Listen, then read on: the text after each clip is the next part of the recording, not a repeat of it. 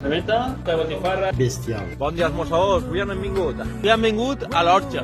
Mireu quina meravella de paisatge tenim a Seguida, i el fred que fa també. Però jo tinc congelat. Espectacular. Per entrar en calor, comencem en una casalleta ben fresqueta, a la vostra salut, i un poc de vin llimonada de la casa. Per a picar trauen cacaus, tramussos i olives. Encara que també podeu demanar les seues creïlles d'estroganoff, que porten una salsa especial de la casa, molt recomanables. O el seu morro de porc, que estava supercruixent. I per així es porten els seus entrepans més característics. Ibèric, tortilla de carxofa en pernil. Boníssim. Això és de la casa. Pasta de botifarra, llonganicetes, cremeta, formatge de Li peguem mos.